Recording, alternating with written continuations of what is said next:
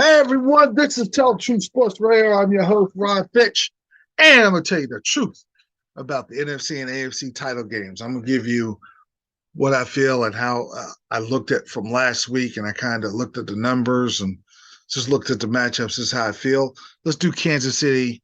I'm going to do Kansas City, Cincinnati first, and I'm going to do the Eagles and the 49ers. And these are two evenly matched up. So I can make a certain pick. It could be the opposite, or I could nail it. This is a two pick'em games. I'm gonna do Cincinnati and Kansas City. Everybody is picking the Bengals. They have got Burrow in the Super Bowl. They're thinking, okay, he's going for a second time. Mahomes is kind of wobbling. They own the Chiefs. They have a good edge on the Chiefs because they've beaten them 3 times and they've been close games. Not like they've smashed them, but they're saying they owned them. You're 3-0. How you deal with being 4-0? I'm going to explain my pick and why that factors in. But I'm going to talk about the matchups. If Mahomes is not healthy, there's no chance. If he's healthy enough to move around in the pocket, 70%, they'll be fine. They'll be able to do what they have to do as far as moving the ball. I think a big part just is ball control for both teams, but really for Kansas City to go a little longer drives, because I don't know if your defense could stop Burrow and those monsters in the backfield. But I think for Kansas City, the key is run the ball. McKinnon and Pacheco have to give you 5 yards here, 10 yards there, just to make sure Bates and Bell and the two great safeties in the secondary have to move up a little bit. Now that gives Kelsey a little more room to operate. Because if you're not doing that, it's going to be hard for Kelsey to get open. These are good safeties. They're very good against tight ends. They're solid against receivers. They're smart. And they've had all types of trouble trying to keep Hendricks and Hubbard off the ends, coming downhill, coming after Mahomes. They're going to have to do a little better job. Maybe put a running back in the chip. They have to figure that dynamic out. Because you're probably going to have to put some points on board. It's going to be hard to just stop Joe Burrow and all those weapons he got. So Kansas City's going to have to really be as sharp as they've ever been. And they're going to make sure Kelsey, they get him. When he gets one-on-one matchups, he's got to win. And I think the receivers are going to be big too. Juju Schuster-Smith, and Scanling and those dudes, they got to be solid. They got to be really, really, really Hardman, Marquez Valdez-Scanling. They just have to be those third down guys that can get open in the zone or find a way, 3rd and 4, get open and figure out a way to make it happen. But I think another factor is Justin Watson. Very, very, he makes a lot of important, you don't notice it, but Justin Watson makes a lot of important catches on 3rd down. He's a guy that can get down the field deep when they want to open up the offense to make the other team honest with him. Now, if you miss deep, you're putting the seed in the head of the Cincinnati Bengals defense. And now that kind of opens up the middle for Kelsey, which they love to go down to. They love to go to Juju in the seams and down the middle. But, the X factor is Kadarius Toney. He's a speedster. He just got there from the Giants, and they utilize him. Maybe this is his day. They need another guy. They need another guy because they've done a good job. Cincinnati's done a good job of Kelsey. So that Scanlon and and Juju and Toney, they got to get open. And they got to run it. And the screen pass is going to be important. So McKinnon and Pacheco runs hard. He's a Rutgers grad. I'm a Rutgers grad, so I like that. But Cincinnati defense, they're smart. They're sound. Their linebackers are solid. Their safeties are great. Their quarterbacks are good. Now Eli Apple believes he's Dion. He prances around like he's better than he is. He's good, but you could burn him. I think they could get plays on Eli Apple. Eli Apple didn't believe that. I mean, you got to have confidence, but he's a bit delusional too. He has a borderline delusional. And you got to watch Matthew Hilton coming in on the blitz. He's a great blitzer, even though the Chiefs were the number one blitz pickup team in the NFL. And Mahomes is very good at picking up the blitz. Now on defense and offense for Cincinnati, it's hard to stop a team that could run. Now their line is a makeshift line, but they played solid. The backups have been solid.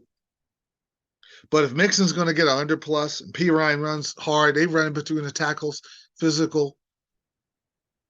And now it's just third and short, third and four, third two. You can't stop. But that's impossible to stop. If it's third and four, you gotta get third and 10. You're gonna have to be as stout as they have. Spagnuolo's defense has got to be as stout as they have been all season, and it's all about Noddy and Jones and Clark up front. And Chris Jones has 15 sacks. He's got to be the best. He's got to be one or the second best player on the entire field for Kansas City if they have any chance of pulling off this upset. And it will be an upset because they're the underdogs at home. But for them to pull off the upset, Chris Jones has got to be very disruptive because it allows the other guys to come in and eat and get their sacks, and you force the third nines, and maybe you got a chance. Because if it's third and 5 and third and 6, you're not stopping Hurst at tight end and Higgins and Boyd, who's very good on third down. And then Jamar Chase is good on every down. And Jamar Chase had a field day against Kansas City. He seems like he's always open. So they got to put pressure on Burrow. They got to stop him enough. They're going to listen. We can't stop him all the way. We got to score. We got to maybe get a turnover, get a strip sack. It's going to be cold, maybe snowing, which feels like it does favor Cincinnati. But maybe the Arrowhead crowd can force a turnover, be the opposite of what happened in Cincinnati where Kelsey turns over. Maybe they strip Chase and get a key turnover, and Harrison Buckner makes his kicks, which I don't trust. I trust to say special teams better because Travion Williams, if I'm Buckner, I'm trying to kick the ball for a touchback. I don't want this guy returning the ball. And Evan McPherson's solid as their kicker, but I don't trust Harrison Buckner. He's got a good leg, but he tends to miss extra points out of nowhere, field goals he's supposed to make. He better make his kicks tomorrow. Can't miss a single kick tomorrow. There's zero margin of error for the Chiefs. Cincinnati can make a couple of mistakes and still win, but the Chiefs have to play a flawless game. And I'm picking the Chiefs. Everybody in the world's picking Burrow and Cincinnati. I'm going to tell you why I'm picking the Chiefs. I just got a hunch. It's a hunch, not all the way facts. Because on paper, you're looking Cincinnati's better because they're a little solid on more solid defense. They can run the ball, and Burrow's healthy. I just think that Kansas City is listening to this stuff all week, that they're the favorites, and Cincinnati owns you. Oh, I can see Andy Reid. Cincinnati owns you guys. They're saying that. They're saying Cincinnati owns you, and Eli Apple said Arrowhead because he loves this place. He owns Arrowhead. We're not taking this. And they're saying they're the defending champs, which they are. And we blew it. And what about Mahomes? Blew that 21-3 lead. He's the reason they lost to Cincinnati. He's the single reason. So now they're saying, well, Burrows is moving on and past him, and Mahomes is hurt. Mahomes lost that game, and Cincinnati owns him, and it's just over and over. This is going to be as fired up and inspired a Chief team as you're going to see. I can't guarantee they're going to win, but you remember the Ohio State Georgia game where Ohio State was talked about like they were going to get punked, and I knew that Ohio State was going to play a good game. I thought like Georgia would win a close game like they did, but they really outplayed Georgia, and they came out fired up with a chip on the shoulder. Kansas City at home, they're going to be fired up. And another thing, the Bengals are very good at being the underdog. They're not as good being the favorites historically. And they're going to be a heavy favorite where everybody's expecting them to go back. So you go in there, we expect you to go 4-0 and and take care of business and get out of Kansas City nice and easy and smooth. But you're going to have to deal with a fired up, proud Kansas City team that's been to 2 Super Bowls, have been to these AFC Championship games, I believe 5 times in a row. And they're just like, wow, we're getting thrown away in the trash already. We're done that fast. I believe in a close game, Buckner finally redeems himself and gets a game-winning kick, and they win at the last second. All right, this Eagles-San Francisco matchup is a little more closer as far as the pundits are concerned, because there's a lot of people picking the Eagles, a lot of people picking the Niners. It's kind of a evenly matched game, because a lot of people picked the Chiefs in my last segment. I told you why I felt like the Chiefs were going to win. This is more of a gamble on my part, but you can't go wrong either way, because these are 2 great defenses. The Niners are just loaded with a galaxy of stars, and the Eagles are right there. So these are the 2 best teams in the NFC going at each other this year. This was the right matchup in Philadelphia. Now, Niners have the ball. Brock Purdy on offense in the link with all. There'll be some Niner fans, but it ain't gonna be like you want to road in Vegas is all Niner fans. This is totally different. NFC Championship, the fans are going crazy. They're gonna be loud, and this is a totally different. Now you got to be escaping from pressure, and he'll throw the ball away. He's not going to take a lot of sacks. He doesn't want to lose the yardage. He's not going to take chances to try to throw a ball on a run, do it like Dak does sometimes. But he'll end a play. And if he gets under pressure, he'll just say, I just throw it away and live to fight another day. Sometimes you can't do that. They're going to have to make plays. They're going to have to block. I think the Niners will be able to. They should be able to run a little better, because the Cowboys were stout on defense with the run. The Eagles have been gashed a little bit. You saw Saquon Barkley. That would alarm me if I'm an Eagle fan. And the Niners, their type of team, they'll run. But they're looking to get you in the second half with the body blows. And then McCaffrey and Mitchell just pounds you. Now when you've stopped them for 2 yards in the first quarter, now they're getting 20. Now they're getting 11. Now you're tired. Now Debo comes around on the end. And now Shanahan can mess with your eyes now. Now, okay, let's set up the run. Now you can run that play, and you're thinking it's a run, same scheme, same look. And now Kittle's is flying down the field wide open. Or Debo coming down for a pass. Or Ayuk. So they hit you with a lot. But what Dallas did is what the Eagles could do. They blew that up by doing pretty good on the run until the fourth quarter, and then getting after Purdy. And there could be mistakes made in this type of game on the road, whereas he didn't on Dallas. And now, where the Niners got away with was Raymond McLeod's costly fumble on the kickoff. You do that in the link against Philadelphia, you're going home. So he's have to take better care of the ball. But the Niners got to run. They have to have good success on the run in the link. 4 yards here, 5 yards here, 3rd and 2. Now I could do a jet sweep. Now I could throw, and I would be nervous if I'm the Eagles when the Niners screen pass is when they get chunk yards, 30, 40, 50 yards between Deebo Samuel and McCaffrey. It's just McCaffrey takes their offense to another dimension. They don't have the burner. Jawan Jenkins is pretty good as far as getting down the field, but they don't have the guy that can beat you deep. They just beat you 30, 20, 40 yards. And that's just the shots they take at you all game long. They feel like they're eventually going to get you. Now, they were vulnerable last week, and Purdy was vulnerable where they looked shook until that bad interception that Dak threw. They were kind of in a bad way. They can't be that against the Eagles. They got to be solid. They got to have the lead. They can't fall behind too far. But this is just something you got to think about as a sports fan who loves football.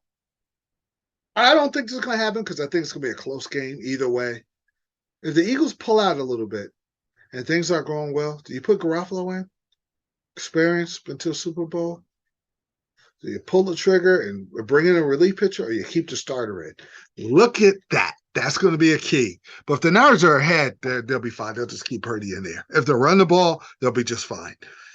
If they don't, they get behind. Do you keep Purdy in? Okay, now you got to make some pass plays. It's 13. It's 20-7. We got to make some pass plays against this pass rush. We got to figure out how to deal with this. They got Hassan Riddick, Fletcher Cox, Brandon Graham, Javon Hargrove with 11 sacks. Their secondary, their ball hawking secondary is great with C.J. Gardner-Johnson, and then Slay, and then Bradbury they make plays, and then Blankenship coming along, and they get after you. And you know what the problem is? What you got to worry about? Okay, you block that Eagle front four, which is relentless, and they're the number one sack team. Okay, what if they blitz out of nowhere? It's just a blitz on Purdy. What does he do? This is a fascinating matchup because the Niners can run on him and the Niners can pass on him, but will they have time and they're going to be on the road? I'm looking forward to see that situation. Now, on defense is equally a great matchup because the 49ers, everybody talks about Joey Bosa and Armstead coming after you. They got the best pair of linebackers in the league. They got solid safeties, but they got I'd say he's got to be the most underrated player in the league, and Fred Warner. Good gracious, this guy can cover receivers. Well, I wouldn't be surprised if he got caught down, if A.J. Brown comes down the middle, he goes and tries to cover him. Look what he did to CeeDee Lamb in that big play. He was stride for stride with Lamb. They're number one run defense. And the Eagles, when they're humming, they're running, their RPOs, their pass run, they're going to fake the ball to the running back. Hurts pulls it in, runs it. So you get close to the line of scrimmage, he'll pull out and go deep. They pick and choose the times they go deep. But they'll go deep to Brown, and they'll go deep to Smith. And this is a problem. And Goddard is terrific down the middle. And they struggled with Schultz. Schultz had some opportunities for Dallas. They've been good all year, but the Eagles could have opportunities. The one thing the one weakness the Niners have, I don't like their corners. Their corners are solid, but the corners can get beat. Look what Lamb did. And look how Gallup was wide open and Dak missed him. I think there's going to be opportunities if Hurts has time. Now, flip side, what happens if the Niners push and shove the Eagles around, and the Eagles are usually the bully ball? Lane Johnson has not given up a sack. What if he gives up a sack? Mentally, psychologically, what happens? Can they run Miles Sanders? Can they run Boston Scott? Can they run with their variety of running backs? They're a good screen pass team. How does Jalen Hurts handle this big spot? They don't have a backup, a relief pitcher. It's Hurts. Can he make the plays? He was solid against the Giants, but this is different. Nobody has gotten 100 yards on the Niners rushing.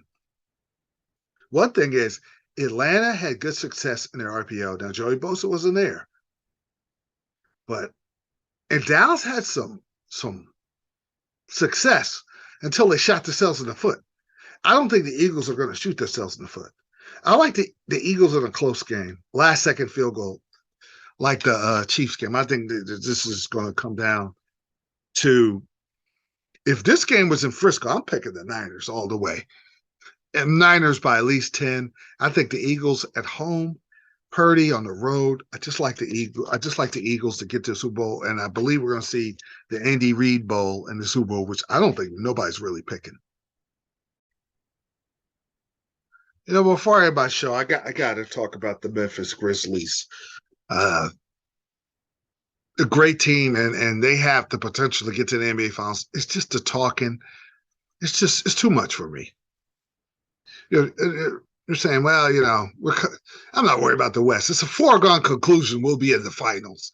Now, if you're coming off back-to-back 4 straight NBA titles, or three-peating and coming out of the West multiple times, I get it. But when you haven't even gone to the Western Conference Finals, you have zero history, and you're talking like that, just delusional. And the coach has got to get a hold of the leaders. Say, listen, let's focus on basketball. Let's focus on winning. And then whether you could get on Shannon Sharp or not for talking and coming out of his seat and whatever. Okay, people, that's done verbatim. He apologized, all that stuff. I got it.